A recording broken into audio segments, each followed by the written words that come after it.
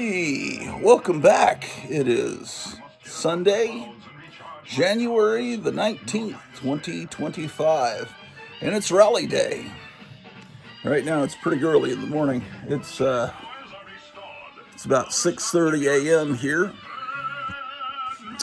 watching cartoons. Drew the dog is resting.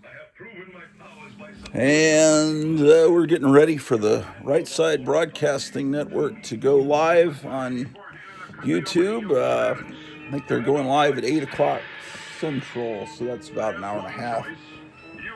So that's what I'll be doing today, is watching the rally. And then tomorrow there is, the inauguration. And then there'll be several balls tomorrow night. So that's what's on the agenda here at the Hotel Orloff here in scenic and sunny World Retreat, Virginia, where it is warm 2 degrees this morning. Isn't that ironic that it's warm and it's 2 degrees? I'm just kidding. It is 2 degrees out there. I'm trying to avoid leaving the place today. I'm gonna hang out here. I got stuff to do, so that's that.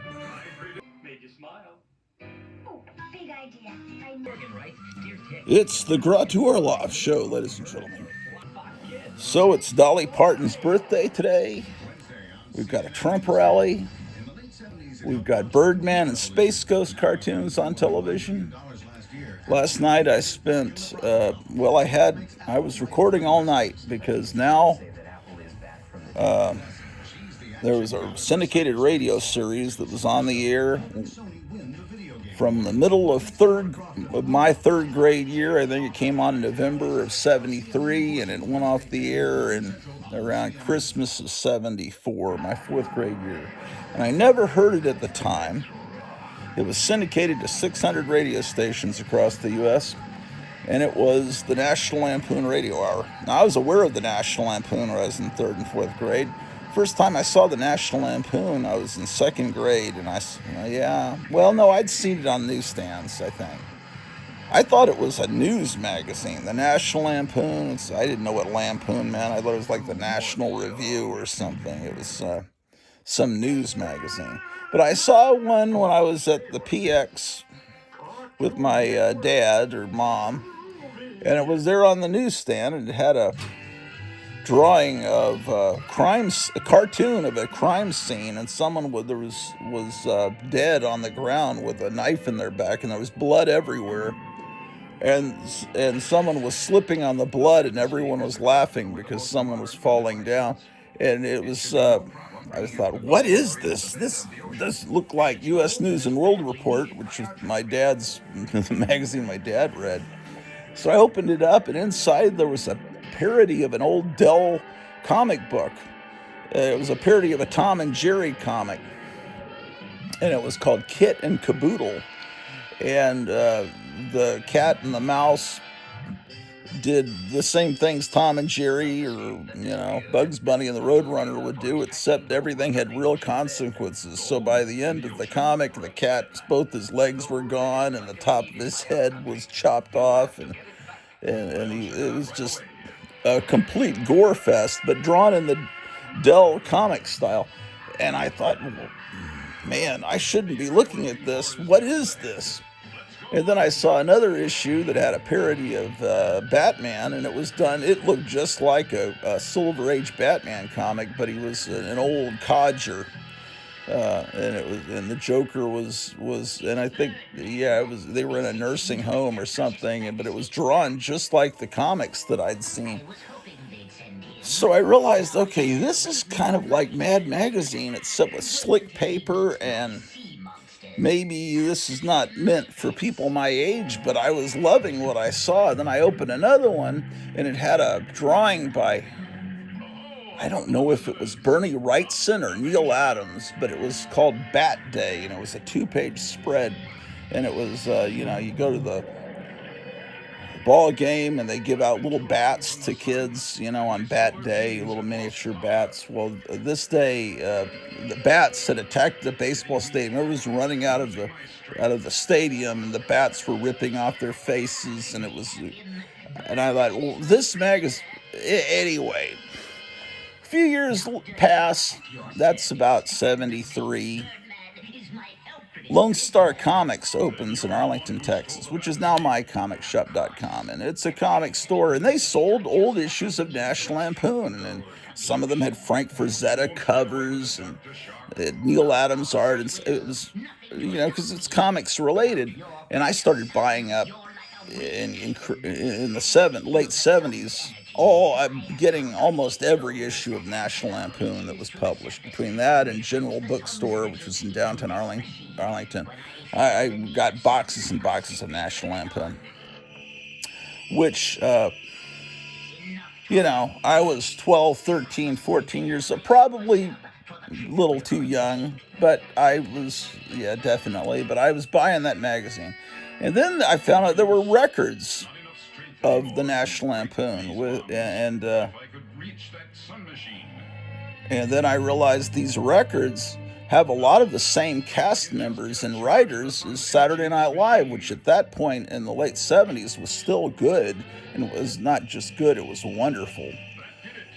So, and then reading through the magazines, I saw there were ads for their radio show that was airing in 73 and 74. So they had, like I said, they had a syndicated radio show. And now, okay, so how did I first? Well, some of the record albums had clips from the radio show, so I knew it was great. And then in 1980, on the King Biscuit Flower Hour, which was syndicated to album rock kind of stations, stations with Q in their title. Q102 album rock and roll, come to the Texas Jam, see Leonard Skinner, Sammy, that kind of thing. They would play the King Biscuit Flower Hour, usually I think every Sunday night, and they would have live concerts from Leonard Skinner or Led Zeppelin or whatever, and then you'd listen to it on your FM stereo with headphones, But one time they had a 2-hour block, a tribute to the National Lampoon Radio Hour, and they played old clips from the National Lampoon Radio Hour, which by that point in 1980 was significant because it had John Belushi and Bill Murray and Michael O'Donoghue, who was one of the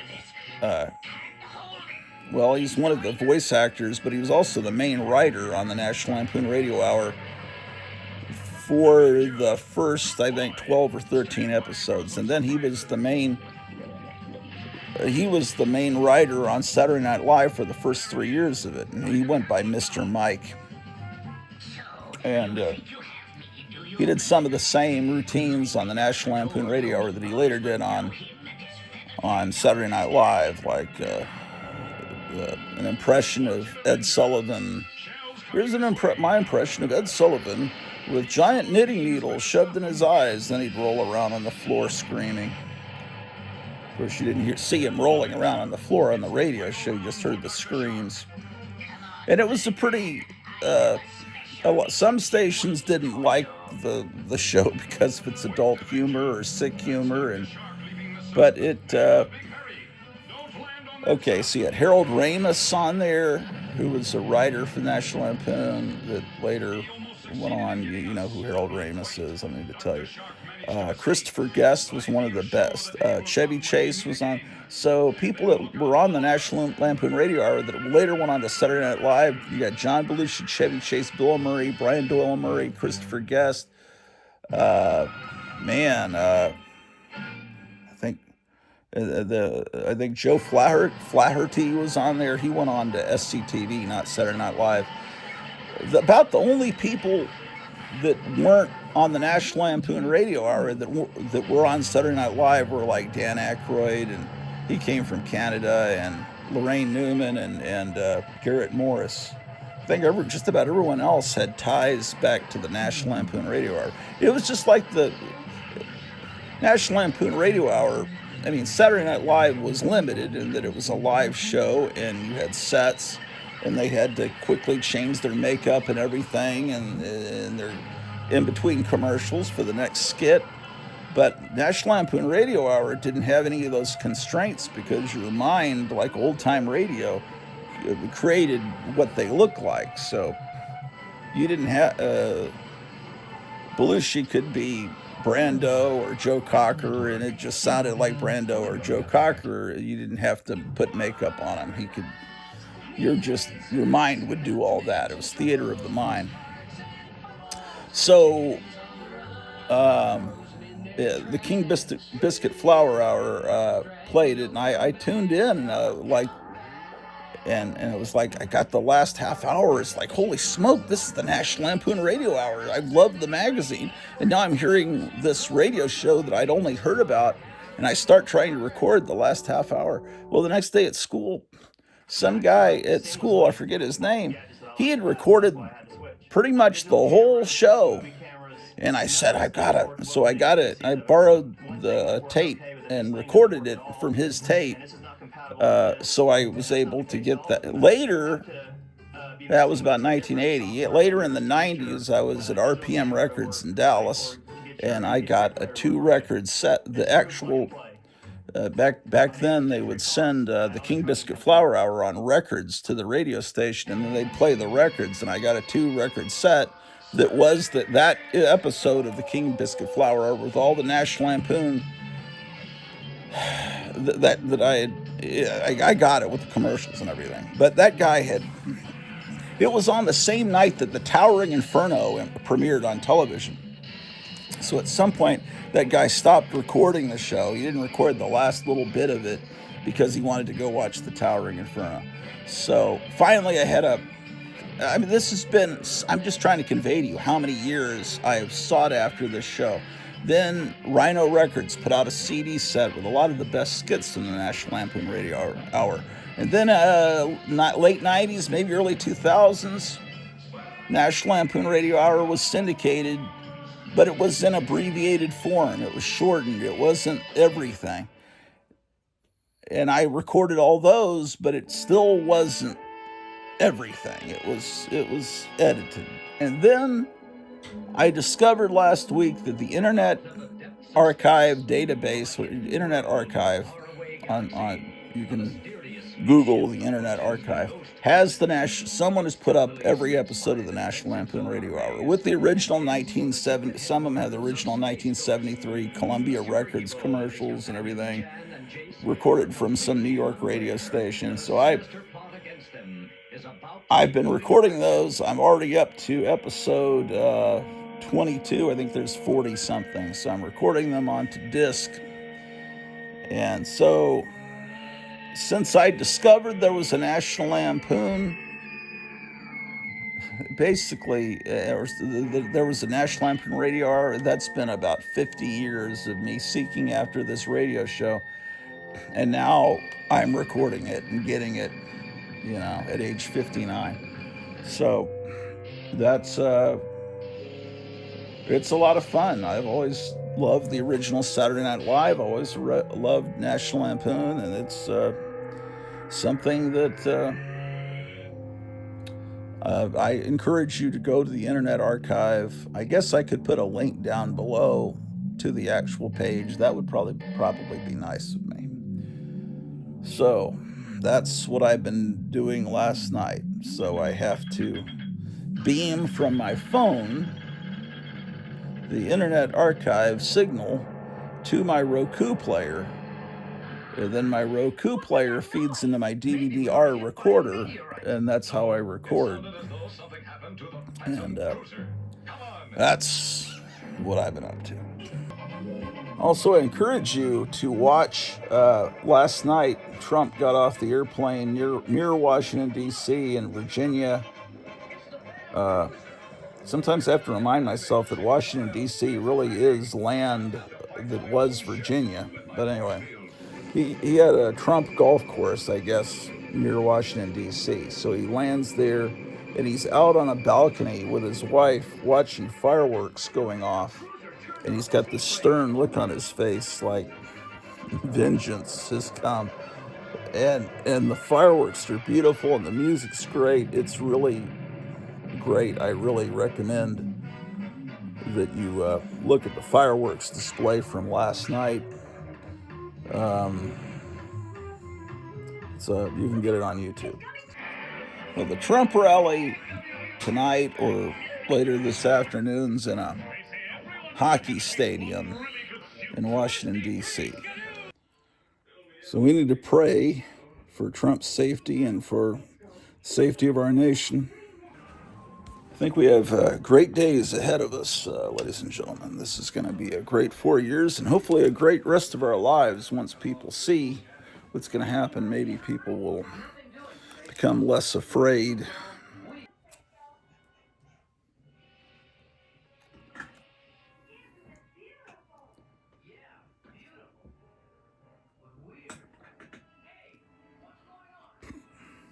Now, Harvey Kurtzman's mad is where it all comes from. That's the beginning of everything. Underground comics, National Lampoon. Later, I mean, it's fantastic. Yeah, they have this. This is all that's left of Mad. This is at Dollar General. This is ridiculously expensive, but now they print it on. Uh,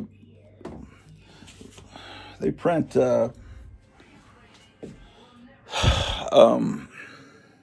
reprints of some of the best stuff from different years in those slick editions because they don't have any ability to come up with new stuff. So, moving Christmas decorations upstairs gradually here. Even though it's Christmas all year long. In fact, it's Christmas today. Today and tomorrow feel more like Christmas than Christmas this year. Because Christmas, my wife got whatever this sickness that's going around, or maybe it was something else, but she was really desperately ill on Christmas Eve and Christmas Day. So we're going to have to re-celebrate Christmas. And I've heard other people saying they're going to do that. They're going to have a second Christmas, and yeah, maybe we'll re-celebrate Christmas on Valentine's Day. We'll see.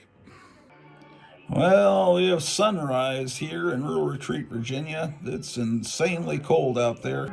Like I said, it's 2 degrees outside, but if you want to warm up, our sponsor, Colt 45, stout malt liquor. And it's in a new recyclable aluminum can with the new pop tops that, they've got crashed UFOs in Area 51, and they found cans with pop tops, and that's how they came up with the idea for a pop top. It's alien technology. Remember when H.P. Lovecraft books looked like this?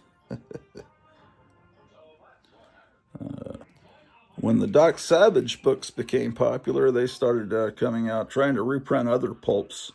G8 and his Battle Aces was a great pulp. It didn't sell like the Doc Savage books, though. Oh, look at this Zorro book. That's cool.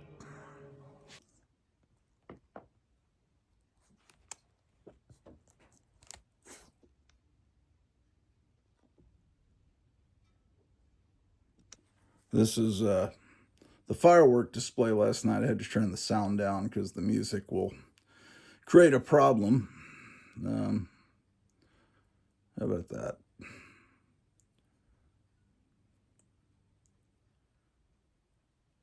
Looks like the last scene of, I don't know, why does that remind me of the last scene of The Empire Strikes Back where Luke and Leia are looking out the window of a fleeing ship? I don't know.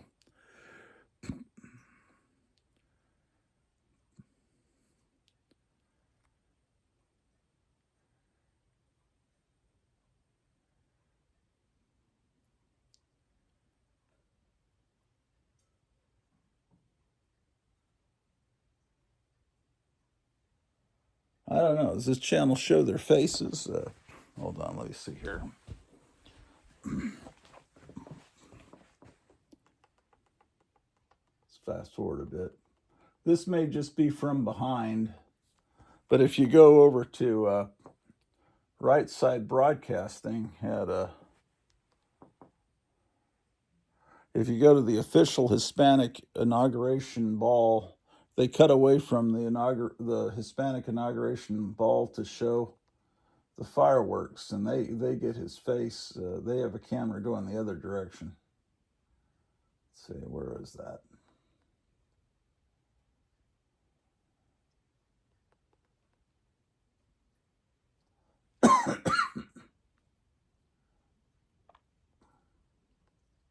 Oh, here it is.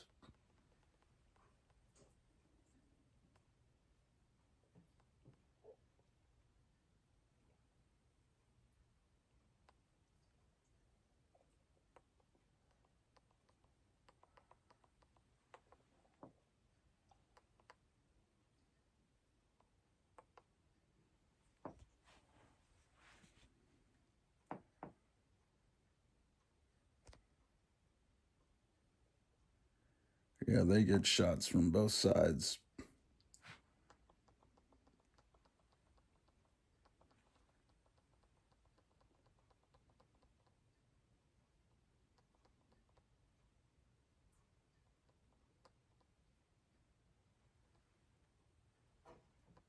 Yeah, you can keep your Super Bowl and your playoffs and your WWE.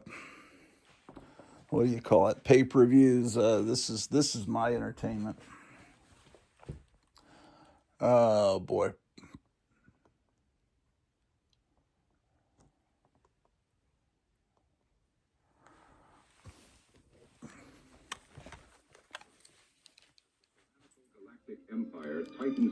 I don't know, man. Everyone hates this, but I am so fascinated with these demonic AI fake trailers where they make a movie look like it came out in the 50s. Look at this. I to me it's fun and amusing, and I know that demons are probably actually in the mix with this AI stuff, but unaware that destiny is about to call his name. Anyway, so man, at his side stands the roguish smuggler Han Solo and his loyal co-pilot. See, they got Han Solo looking like he's played by James Dean. Some of the, I don't know, it's Luke begins to discover the power of the Force, an ancient energy that might be. I don't know. I like the look of this, man. I like. But the Empire's greatest weapon looms on the horizon. It's funny and amusing, and actually, controlled by the fearsome Darth Vader. I can't explain it. I know it's. I know I should hate it, but I kind of like it. Friendships forged and legends born as the ragtag rebellion dares to challenge an empire. Star Wars. And at 7:30 from Master Animators Hanna-Barbera, the show Johnny Quest.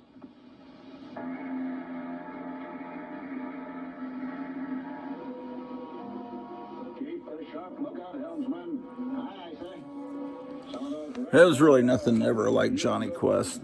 Possibly Batman the Animated Series, but yeah, I think that probably reached the heights of Johnny Quest.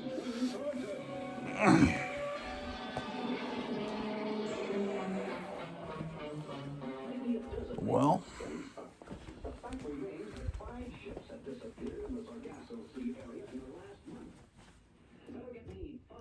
maybe I'll go on live while I'm watching the Trump rally. I don't know. Maybe. Could happen.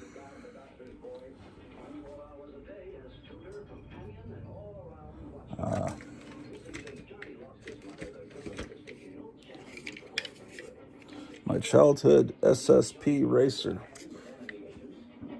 It's seen better days, but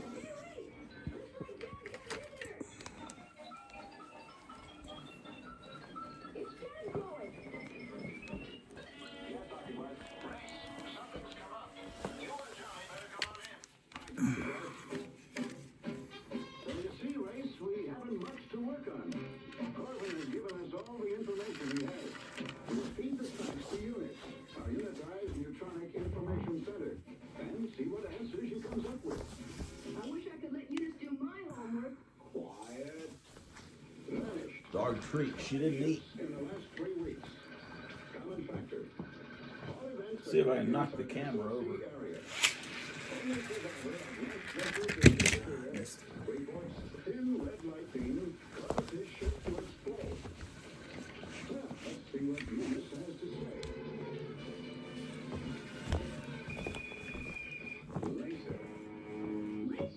Okay, it seems to kind of want to go to the side. What do you make of it, Doctor?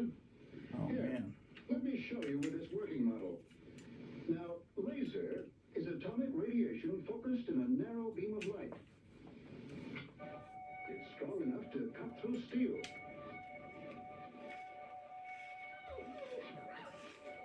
Or it can be used to perform medical surgery. And if potential is fully realized, it can be a boon to mankind. Or a terrible weapon in the wrong hands. Blast the tiger!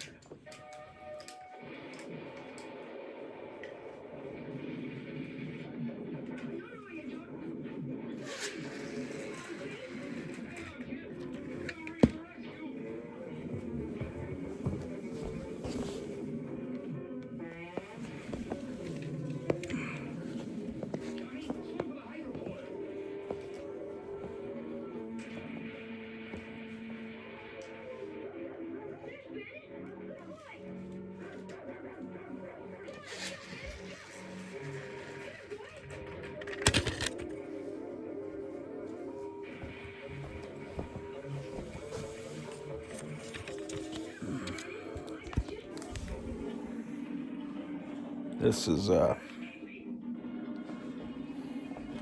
think I got this in first or second grade. Kenner Products, 1970. Ski Baller. I've had this since like kindergarten. I would like to get a better one. I mean, that's my childhood one, but I'd like to get it. I don't know. Maybe I'd like to collect more of those. I don't know. What do they sell for? Are they pretty expensive on the collector's market? I mean, they made millions of those things. Okay. How much time do we have till the rally covers? 45 minutes, huh?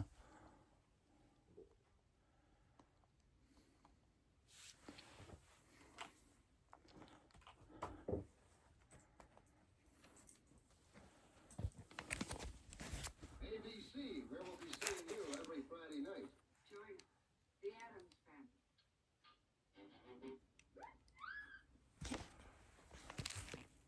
Once each week, the Adams family open their home and invite you to join their Adams world. They're always cooking up something special.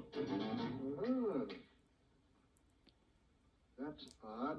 What's odd, dude? No cousin. See that painting here? I recreated that back in, I'll show you. I tried to do a recreation of the painting that they have hanging in their living room of their ancestor who was a giraffe.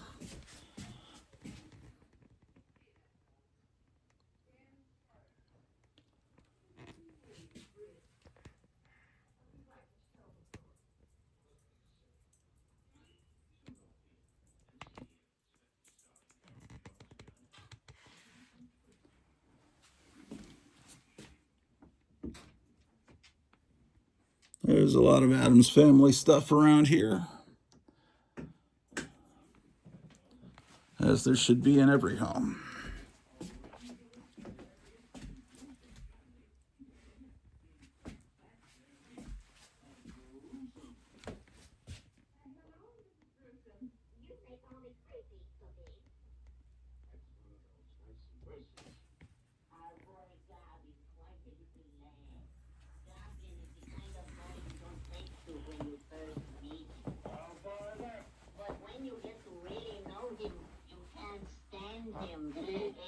Meanwhile, next door at the Rubble residence, Barney, the garbage disposal isn't working. All you gotta do is press this red button, like this. yes, the Flintstones are funnier than ever. For your biggest laugh of the week, visit with Fred and Wilma and their neighbors and pets.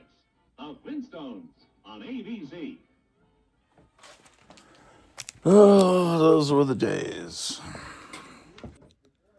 Yeah, I've got to look up SSP racers today and see what they're going for.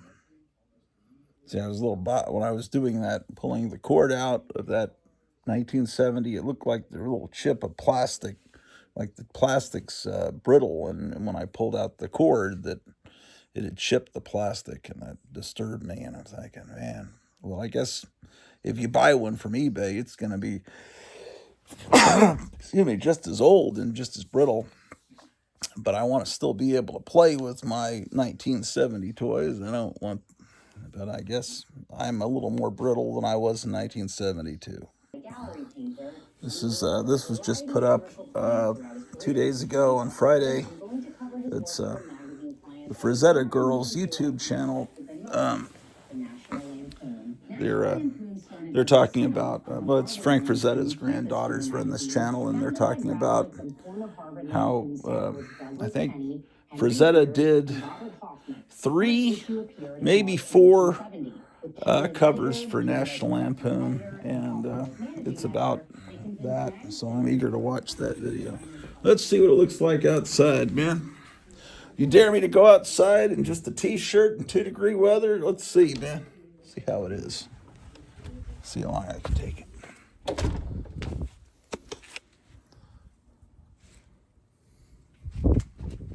I'm not liking it too much. Oh boy, I feel that right.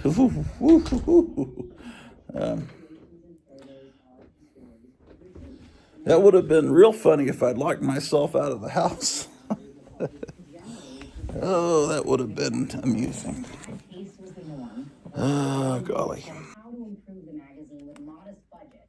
But Marvel Comics happened to be in the same building, so Michael struck up a friendship with Stan Lee, who allowed him to use some of Marvel's colorists, letterers, and production staff to insert type of cover. Yeah, that was. And taking inspiration from the I numerous remember getting this cover. over the years, Frank produced the cover that he called Desperation. For the adventure issue of National Lampoon from about 1972, maybe. When the deadline arrived, Michael drove back to my grandparents' house to pick up the painting. When I was leaving, he tore the pencil and watercolor rough that I had approved out of his notebook and handed it to me as a gift.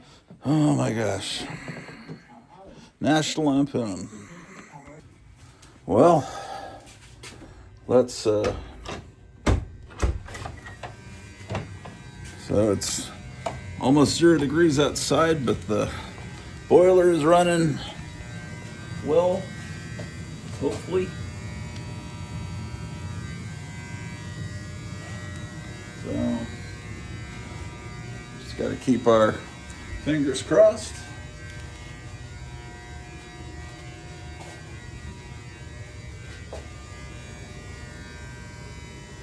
Feels like it's running warm. Oh boy. Yeah, we had trouble with the boiler a couple of weeks ago. All right.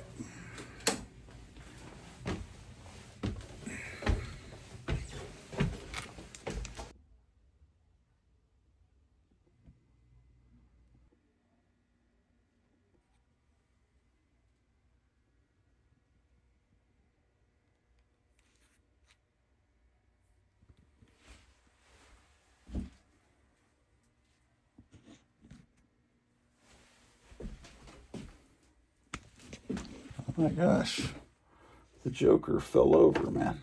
That's not good.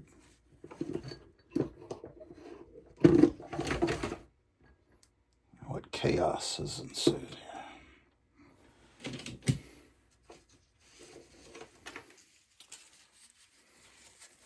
Here's the original Mego Batgirl figure. I wonder if they'll do a replica of that.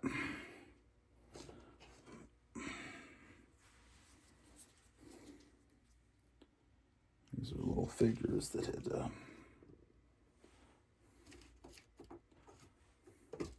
come on, man.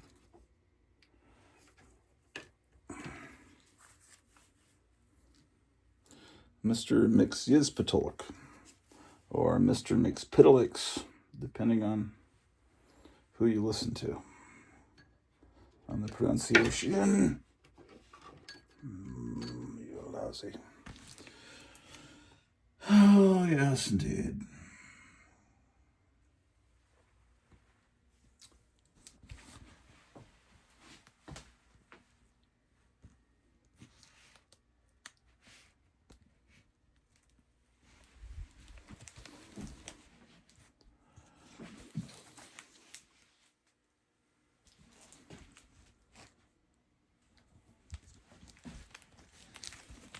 This room doesn't have any heat.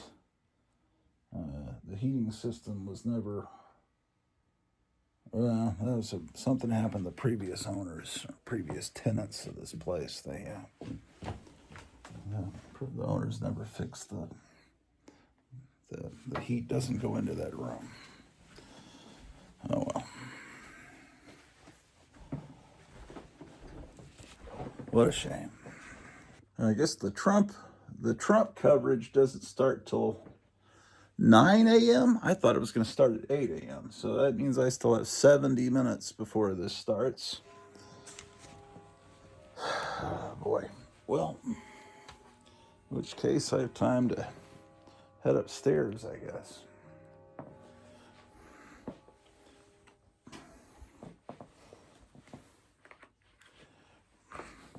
Yeah, let's go up there.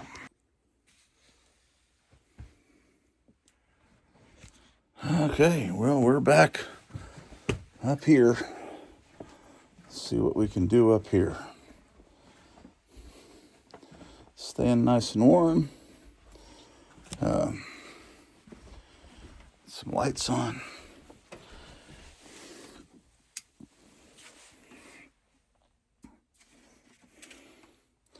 Here's a rolled Dave Stevens poster from 1983 of that creepy magazine story that Wally Wood did with the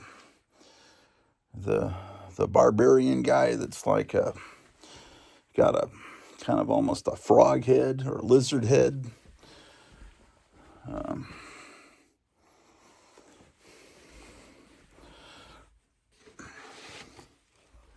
Yeah, it's good stuff, man. Okay.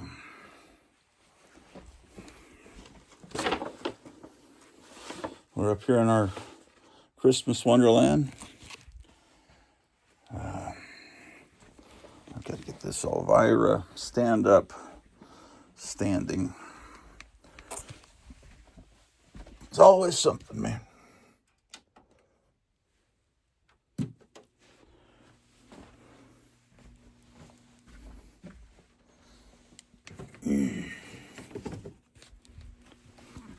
I'll set you guys down here. It may be that she no longer stands. That is always a possibility. Maybe yes, maybe no. Let's see.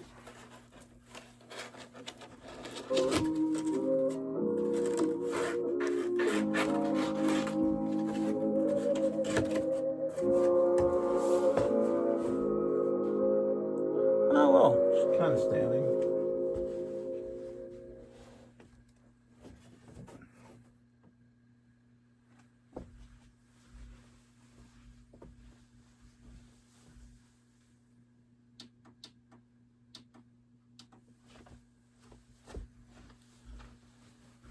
I wonder if B-Sides is going to do another stream tonight, a radio stream.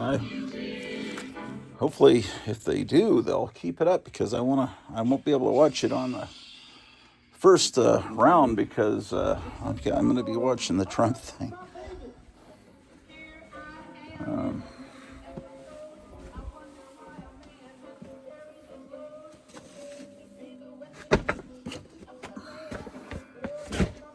I'm still kind of trying to organize this area.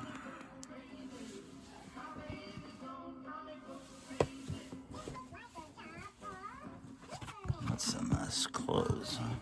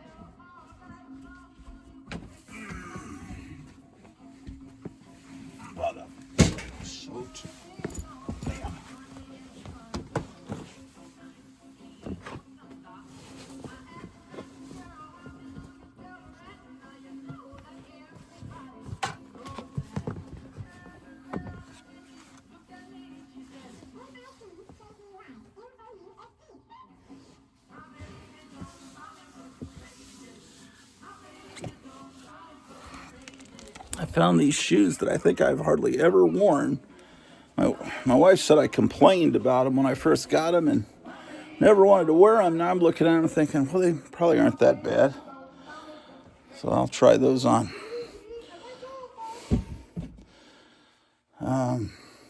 This is Dr. Orloff. You're tuned in to the greatest radio station in the history of mankind. 106.9 FM. Hold on.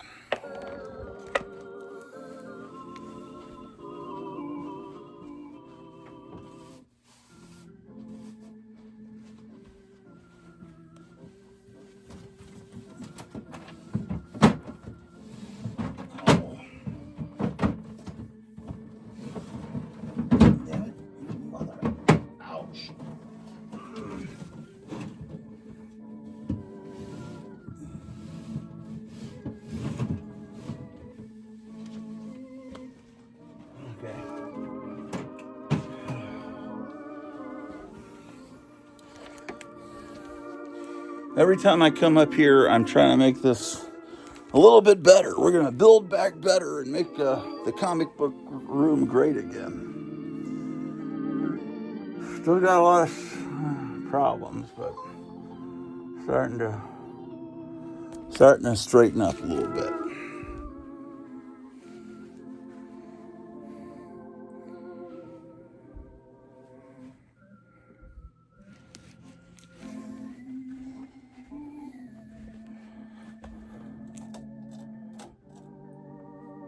Heck. I don't know. Oh, there we go. My goodness.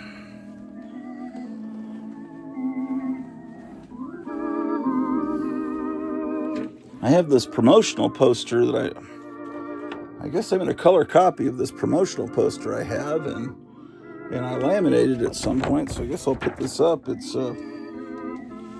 for when, it's not the real Vampirella. It's when Vampirella was bought by Harris, but it's a beautiful drawing by Kaluta. And then I got this. This is something I saved from the newspaper when I was 12, when Star Wars came out, opening day in Fort Worth. It's in the Fort Worth Star-Telegram. It's a full-page ad. So it's opening at the Six Flags Mall and Opera House theaters, both of which have been torn down. Same time, you had A Bridge Too Far and Sinbad in the Eye of the Tiger. For the Love of Benji, King Kong was still playing somewhere. I thought Smokey and the Bandit was out at the time. Maybe it was, or maybe it came out right afterwards, same summer. What did I just see? Forbidden Planet.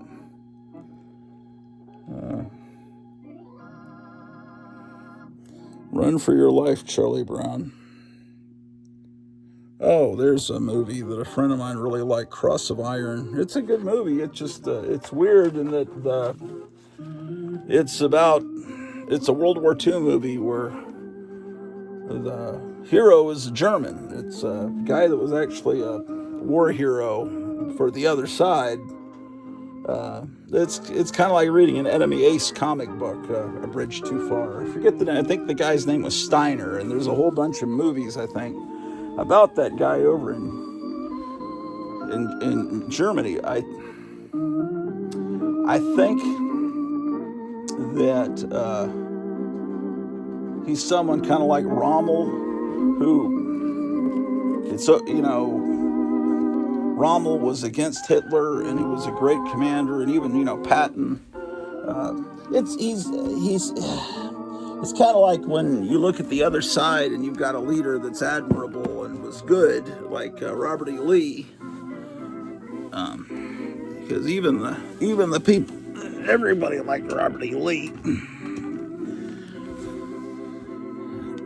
on both sides, kind of, because he was just fighting for Virginia. He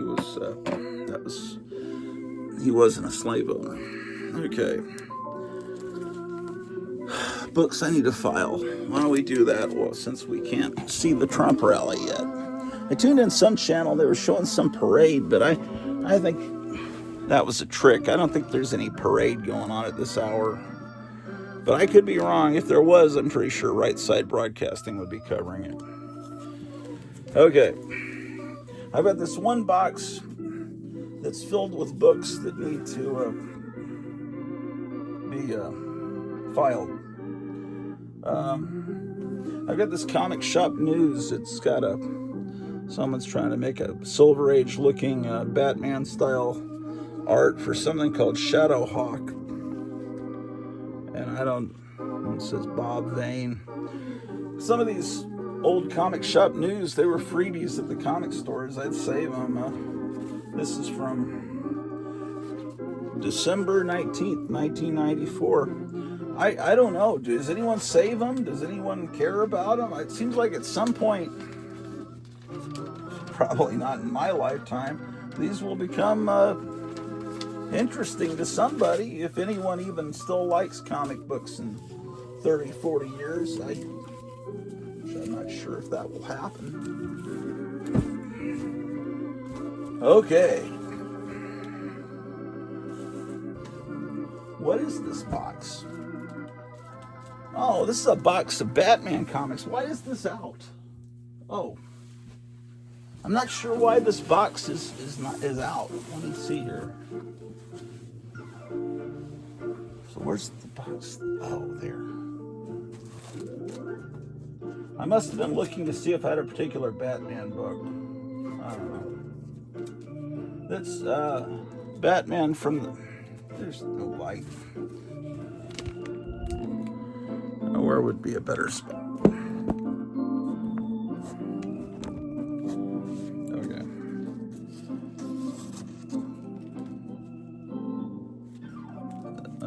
From the Gene Colan years of Batman, which were good years. I often dismiss a lot of the later 80s. What time period is this, man? Anyway, got a lot of Batman comics, man. Why did I have this box out is the question.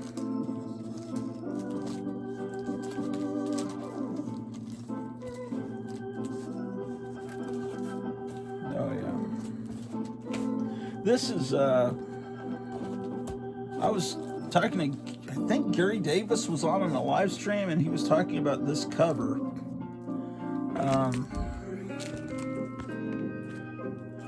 That Todd McFarlane did before he invented Spawn. See his signature. This is, they've even, I think McFarlane made an action figure based on this. It's kind of just insane. And Bernie Wrightson was the first guy, I think, to go insane with the Batman cape. And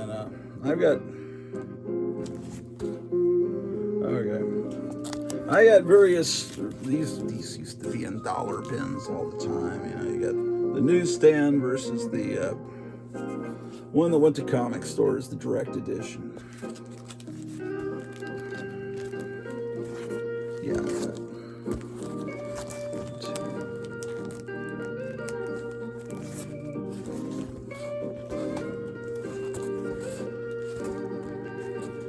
I've got 3 direct editions and 1 newsstand edition.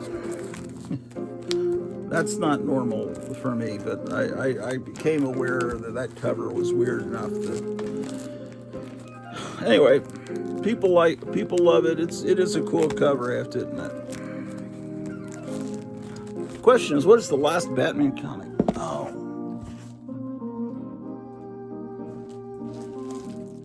I still don't know why I have this out. Oh, this was cool. Look at these, man. Darwin Cook is a guy I love, man. And for a while, I don't... The New 52, that was what, 20... Was it that recent? I guess 2015 was 10 years ago. These sideways covers that Darwin Cook did, when I find them, I think they're so great. Darwin Cook was a tremendous loss Darwin Cook, Dave Stevens.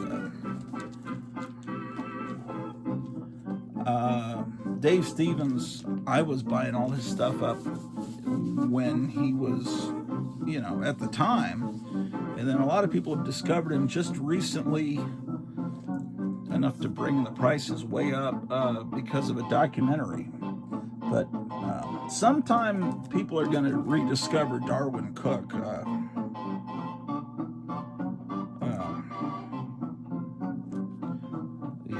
I don't know how people.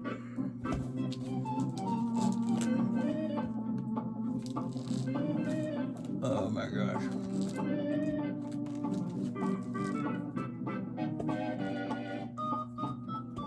What is the Batman? Oh, here it is.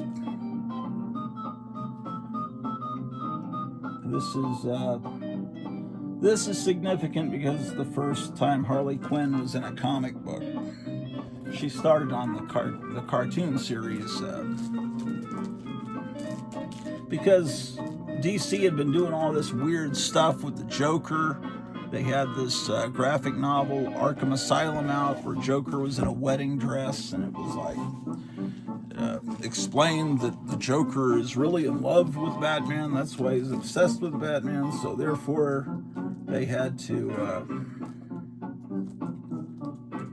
on the TV show, in order to show that the Joker was not, in fact, leaning that way, they gave him a girlfriend.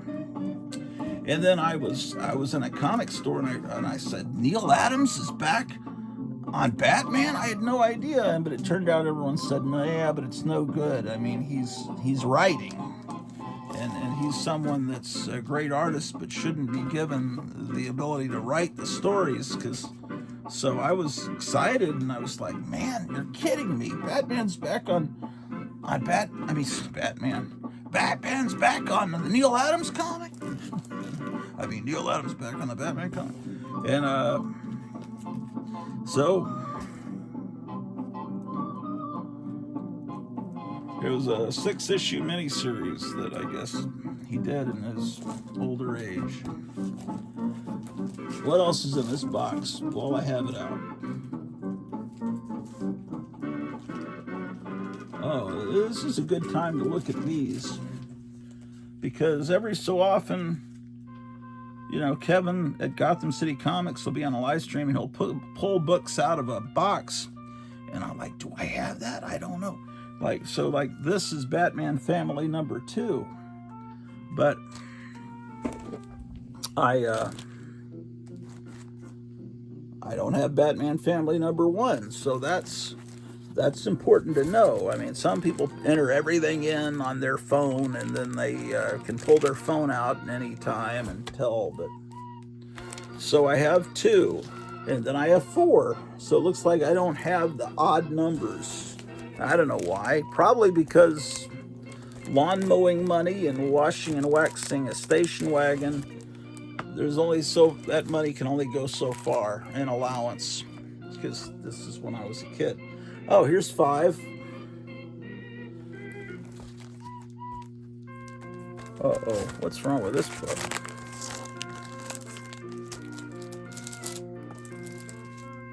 Oh, that was an illusion. Or is it? What's wrong with the top of...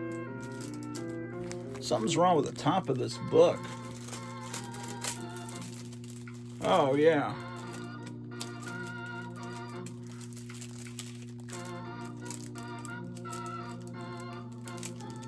The cover is oversized, and right on the oversized part, it's been chewed.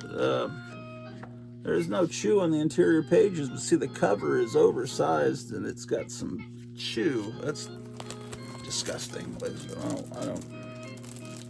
But I have another copy of 7 that is not chewed. So I have 5, and then I go to 7. I don't have... No, wait, I have 2 copies of 5. Oh, and then 8 was the great cover. Yeah, see, Ernie Chu is doing these covers. That's the thing, man. That's a classic cover there. And he later was known as Ernie Chan. See, you see his chick. Yeah, he changed his name halfway through his career. But in this time period, this is roughly around the time of the bicentennial. Probably right before Star Wars came out, that we're looking at here. And here's 9. Shit. Let me move you guys back here. Here's 10.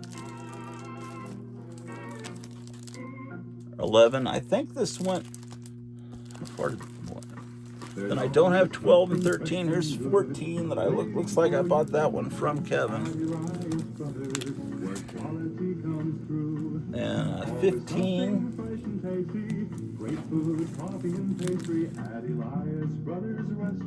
Here's 16. Okay, then 19 is a dollar comic. Yeah, the dollar thing didn't last long. They had Jim Starlin cover. It's a wraparound.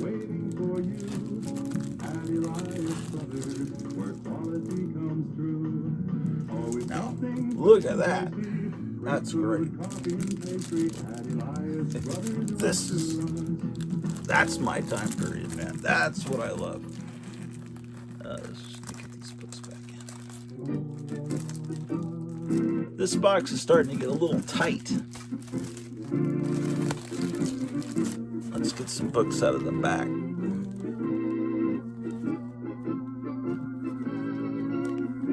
Oh, I know why I had this box out. I know exactly why. I was looking to see what issues of Black Goliath I had.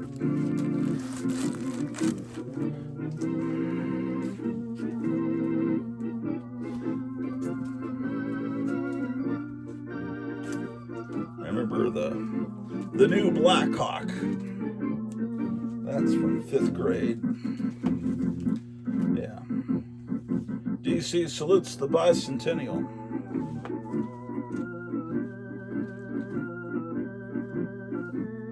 This is right out of World War II comics, the big wheel. Wonderful art from Gil Kane. Let's try to see if I can move this into the next box.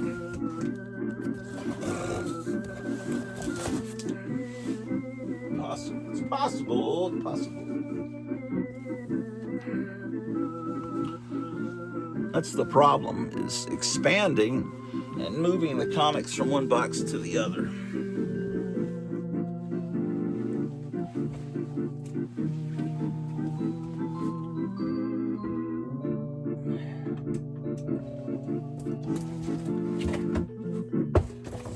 Whoa.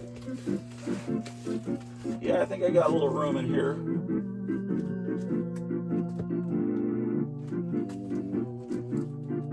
And then Black Lightning, I don't have the first issue, I have the second issue of that. But I have the first issue of Black Panther. Brave and the Bold, oh my gosh, what wonderful memories.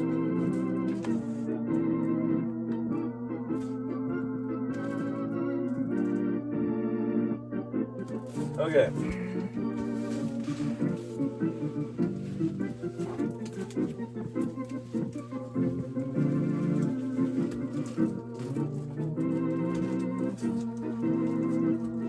And they fit. Where's the lid? Oh.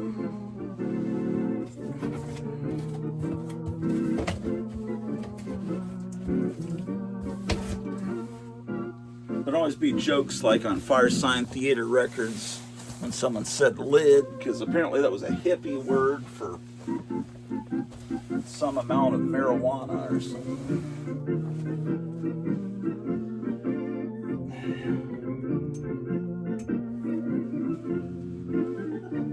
Wow, incredible. This looks like this would be in Marcia Brady's bedroom, right? It's missing an ear. was it they did that to? Was it a Hearst? No, it wasn't a Hearst. I'm thinking of Patty Hearst. Patty Hearst was kidnapped, and she was programmed into becoming a bank robber, right? But there was another rich kid, a boy that was kidnapped back in the 70s, and they sent his parents one of his ears to show they had him. Was it a Getty? I don't remember, but I remember as a little kid that was horrifying, hearing someone was kidnapped, and then they sent the ear back. Okay. Don't remember. Okay, so these are books here. This is the very last box of my collection. It's got X-Men, into the X-Men, but then it's got books that just need to be filed. Like this, as soon as I get the Disney box out, I'll need to file that, and this will need to be filed with the gold key. Yeah.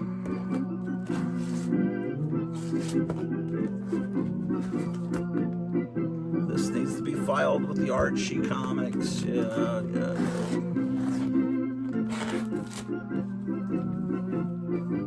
There's okay, so I only have Toxic Avenger 1 and 2, and then 3 and 4. I've got to get those from Kevin. They're on hold for me. So this is a Charlton book that I just got. I'm going to put it in here. Are there any other books ready to be filed in the Charlton boxes? Let's see. There's Adele. Probably. Oh, there's Harvey. Man, there's a Golden Age comic in here. Oh.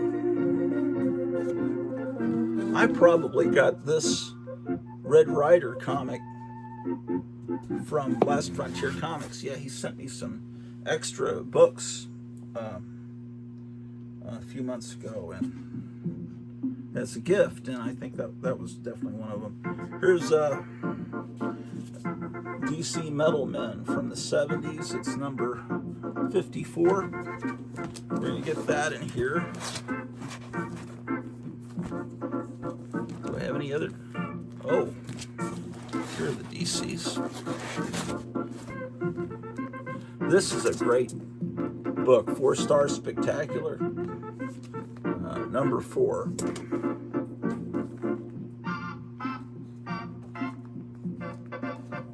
And here's Ghost 102. So these need to be filed.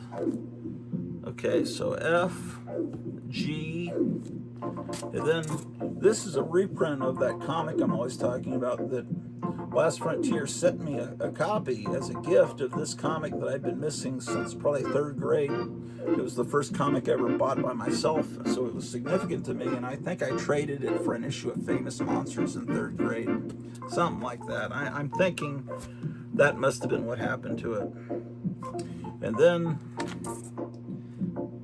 Kevin sent me this. I think it was an exclusive to his store. So I'll put Metal Men in there in front of the P.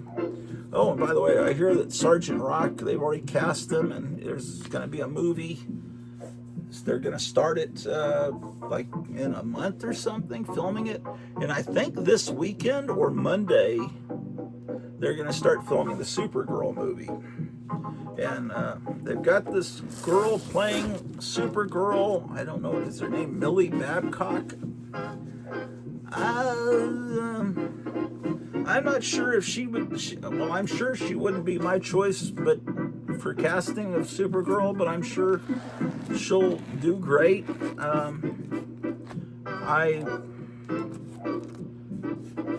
She's someone that you're not quite sure, is she pretty or is she not? I don't know. Maybe I guess she is. I guess people would consider her pretty. I hate to be mean. This is Cobra number 1. So I got to get my box out with the K's here before too long, and this is Shanna the She-Devil. This will go in with the Marvels as soon as I get the S box out. Marvel. Marvel. Oh, Marvel's back here. Submariner. Okay. Submariner. Son of Satan. Shanna. Oh, you know something? This is a book. Let's look at it. This modern Shanna the She-Devil. I mean, she's the girlfriend of... I'm going to call her Khazar. You can call her Khazar. I know that it's supposed to be Khazar, but I'm just going to always call him Khazar because that's what I've called him since 2nd grade, and because I didn't have that early issue of X-Men that corrected the spelling. It's Khazar. Well, it's too bad, man. It's Khazar. That's my truth. Okay, the artwork inside is 2000 style art. It's this is a Frank Cho. Does he do the interior art too? Looks like he might. Writer and artist. Okay, so this is this art is actually good. I'm glad I got this. It was just a book that Kevin found in a box.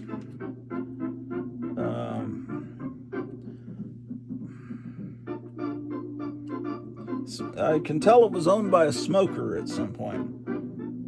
I think. I could be wrong.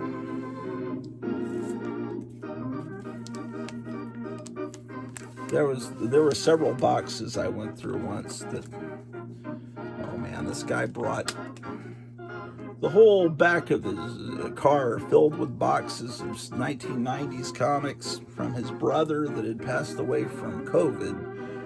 And I went through the comics. They were all the key 1990s issues were in there. Key, I hate that word, but all the ones that everyone wants were in there, as I recall. And they all looked beautiful, but they all really smelled like cigarette smoke. So, sometimes,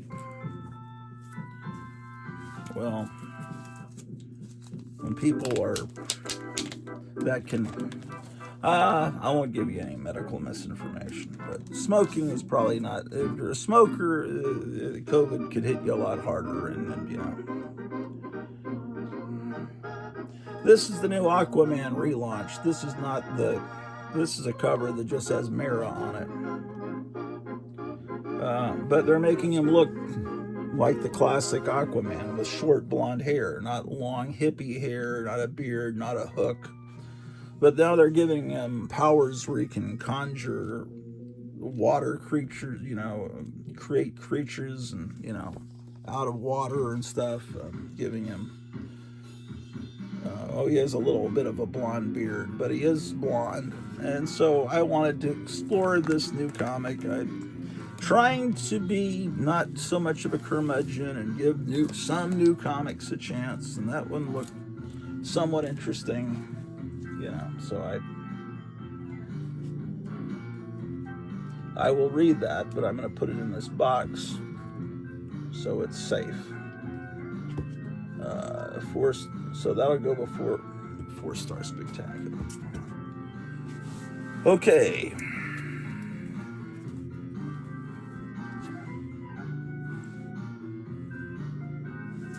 Here's Absolute Batman 3 and 4. 1 and 2 must be up here. What are these books? Oh man, what is all this? What is this? Oh, wow. Books I got a file for sure. Okay, so these are books whoa. That's how I shut off yesterday's show. The phone fell over. These are books got a file over there. I have my Silver Age books separate. These are ones I got recently. 87.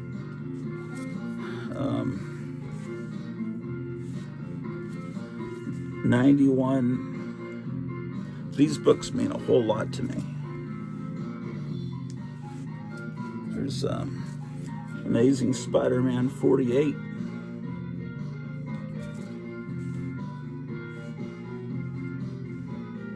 There's another one of those Charlton horror monsters. So this is a DC Showcase Nightmaster. It's early Bernie Wrightson. Eyes are attracted to this ad. Yeah. Oh, look at this Aurora Monsters glow in the dark ad. But yeah, this is I think the second issue. I haven't read this yet. It looks fascinating. Like DC's trying to create their own, maybe Doctor Strange, Nightmaster. I'm gonna have to read that and see how that is. Here's Justice League of America number 170 from the 40-cent era. That would be the Carter years.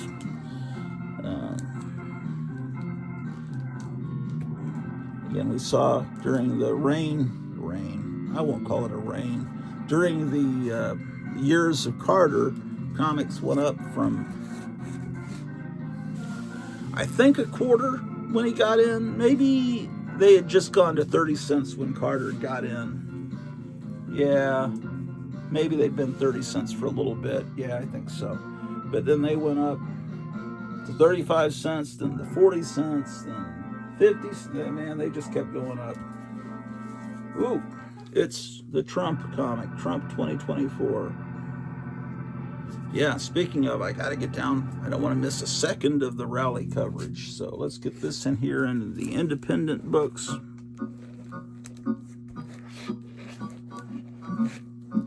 Trump will go right after the Toxic Avenger and before 2000 AD. I file number comics like their spelling. A lot of people, I think most people, put these before A in the alphabetizing. They put the numbers first. But you know, if it's 2001: A Space Odyssey, I'm going to file that like it's TWO. That's just how I think. I don't know. Oh, here's an old Two-Gun Kid, number 16. That needs to be filed with the Soul Rage. So let me put that here. What else we got here? Okay, so here we go. Here's Absolute Batman number 1. Then I got Absolute Batman number 2. And then, where did I just put? Okay, now I've got enough that I can start reading them. I got 3. I never would have thought. I thought I was going to hate this. I may still, but people I trust are telling me that it's good, so I'm going to give it a chance because it sounds interesting, kind of, or very much so. Geiger Comics. Look at this Action Comics number 1. Look at that. So apparently this was going to be a DC comic, and DC poo-pooed it or something, so it went to Image, and so he's basically based on Dr. Phosphorus that started in the Batman comic, and he's based on G.I. Robot, this character Junkyard Joe. But they've gone on to bigger and better things. This is people I trust say this is the best stuff. I've been collecting some of these Geiger comics together, and once I get more, I'm going to just sit down and read for a couple of days. So there's the Junkyard Joe character. And it's all this universe that's tied in together. It's really good artwork. It's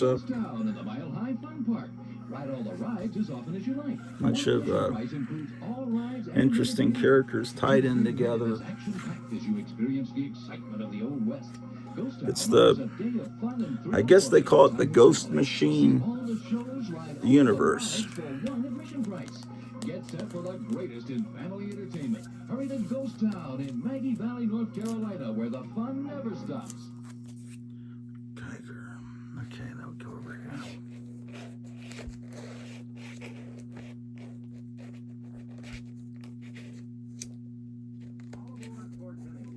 Don't miss out on the time of your life at the nation's greatest picnic park.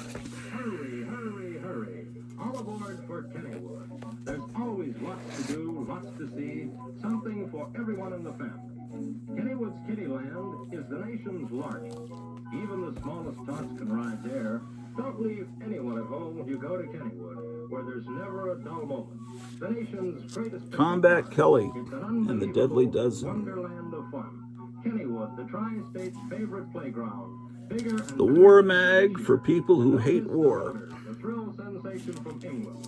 You just have to see it or ride it to believe that there can be anything. That might be, Spin around with nothing to hold you up.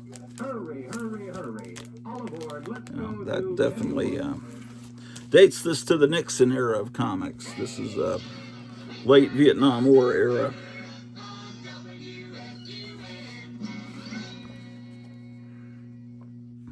Look at that, coming right out of her mouth. You don't often see it just coming right out of her mouth like Gene Simmons' tongue.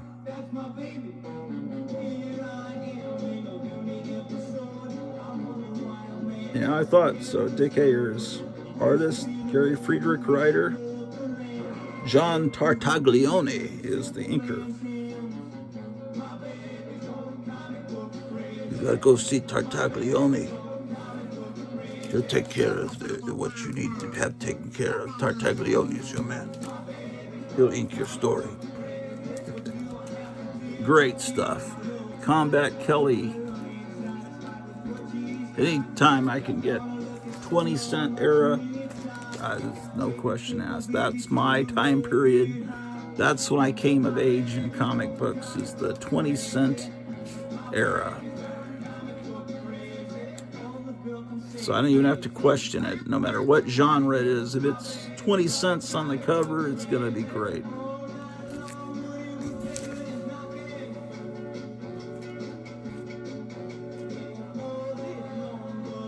Well, this comic really belongs to my wife, but it's she's a fan of Danzig and this. Glenn Danzig took this skull from this cover of Crystal Warrior, and that's used on the album covers and the stage design. She bought a set of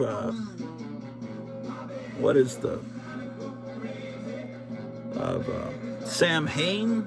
I guess it was a Sam Hain box set of CDs, and it had a comic that was supposed to come with it, but the guy she bought it from couldn't find the comic, so he sent her this. And then later he said, "Oh, I found the comic, but I don't know if he said I'll send it to you, but I don't know. We'll see." Here's a G.I. Joe. I started buying some G.I. Joes occasionally when they're cheap. I've got like a little 3/4 of a box because I didn't buy them when they came out. I thought, but now I think maybe I should have.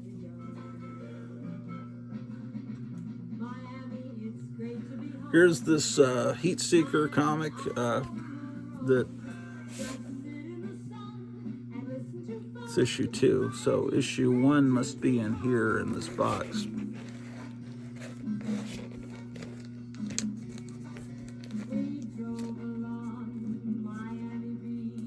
So where is it?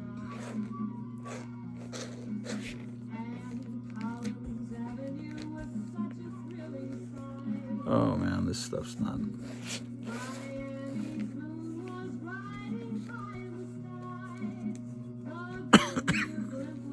Excuse me for coughing on you. Okay, there's a later period, Conan the Barbarian. I got it from a $2 claim sale online.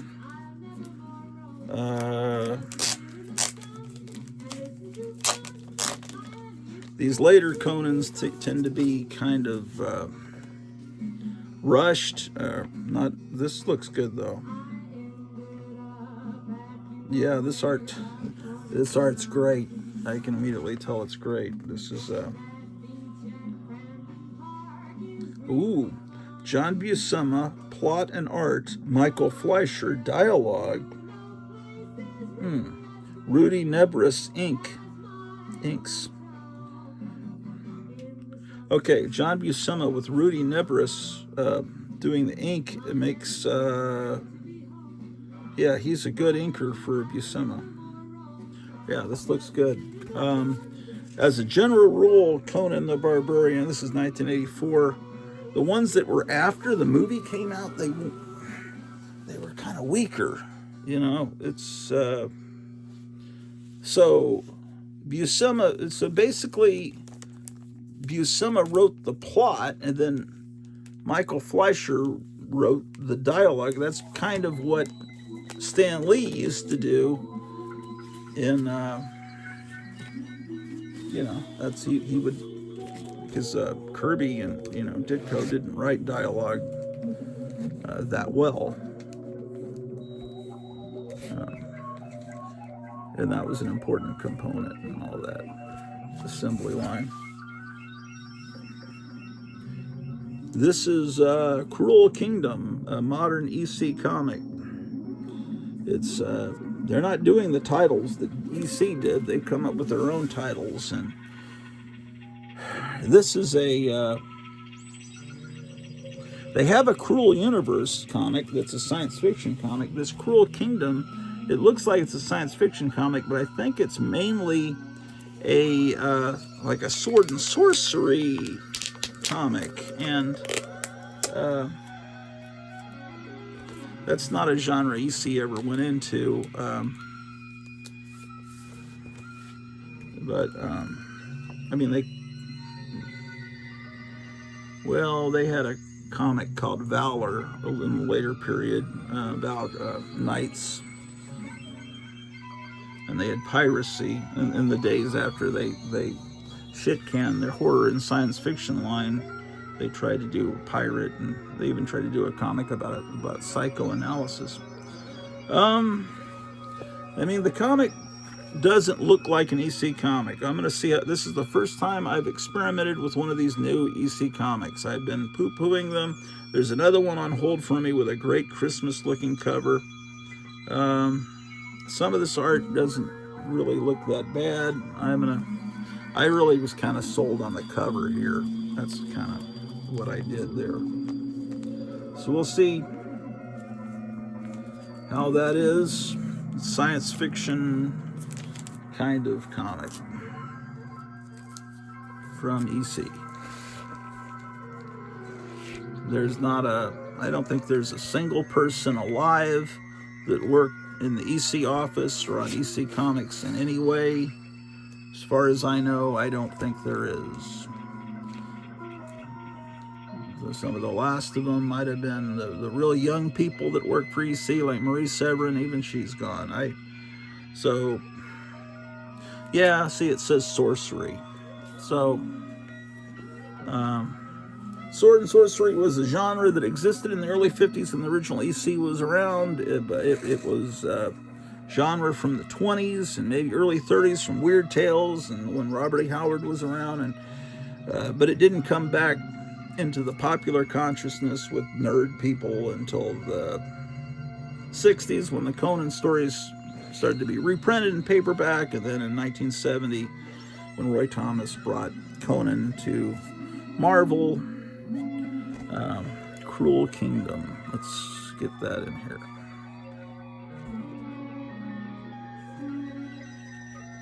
Yeah, all right, fantastic.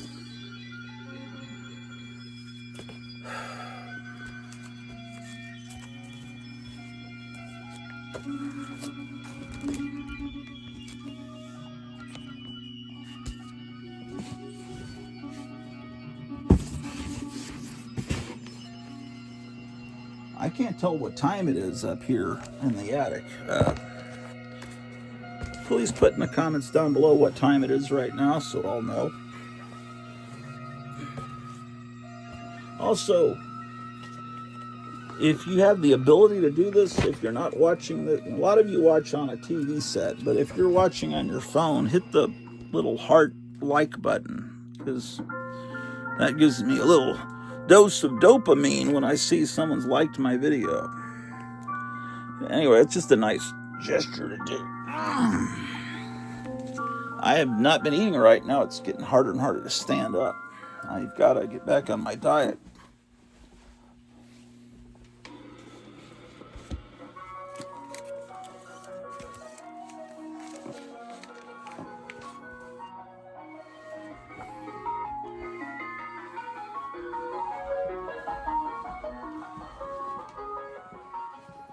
Oh, yeah, and this is the absolute Batman. Those paints are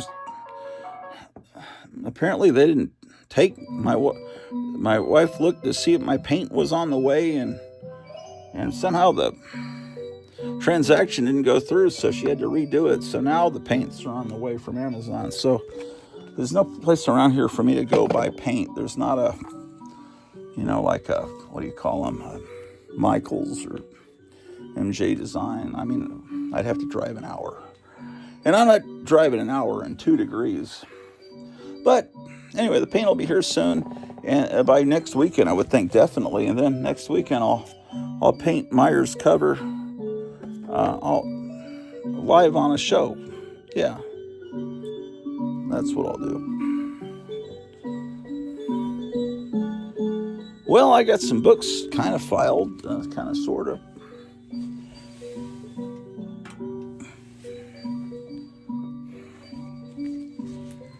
So,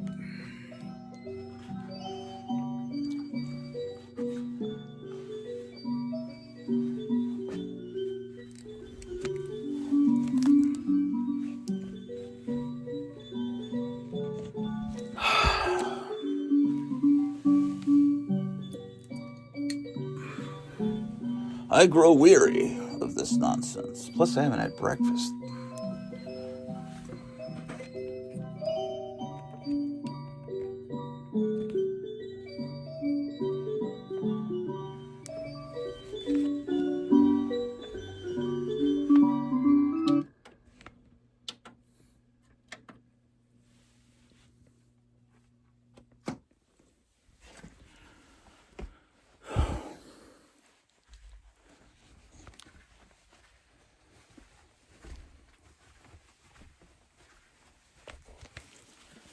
Okay.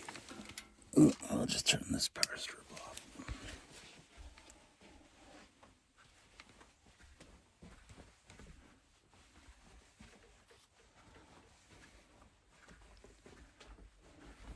Yeah, she's still standing up. That's great.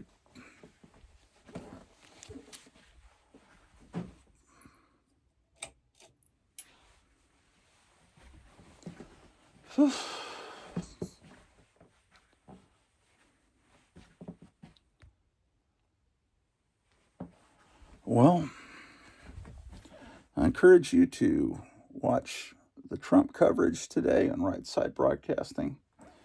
I think I'll take this downstairs.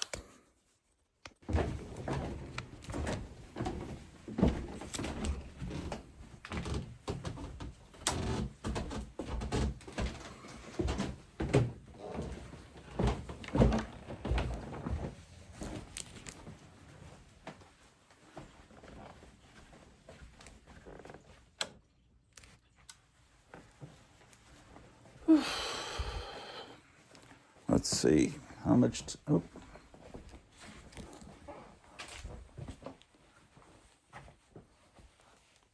Drew must have gone upstairs. Drew is my dog, for those of you. Okay, they're going live in 14 minutes. How about that? So,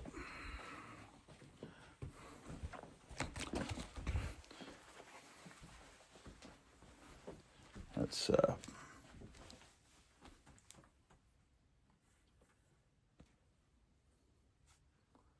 how about that?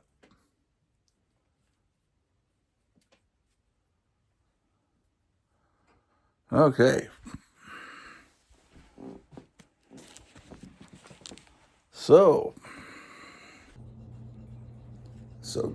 God bless you. You did it. Trump's back. Let's say a prayer. Dear Heavenly Father, please protect our country. Please protect Trump over the next few days and over the next 4 years. Please help our country to become greater, and then all other countries to benefit from that. Please protect us from evil, and take care of everyone. Amen. I found Alan. Look, there's Alan. Alan's sleeping in here in the guest bedroom. He's found a warm place.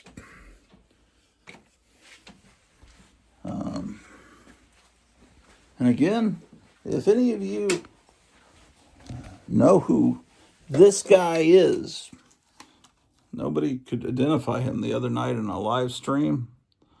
His legs are horribly displaced, but I'm just wondering what toy that is. I got it free years ago. So let me know in the comments down below, ladies and gentlemen.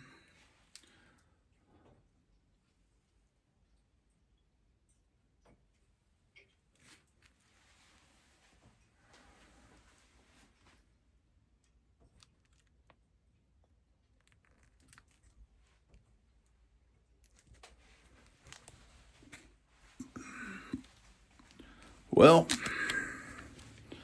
I guess it's time for my boot heels to be wandering. I'll be seeing you guys real soon.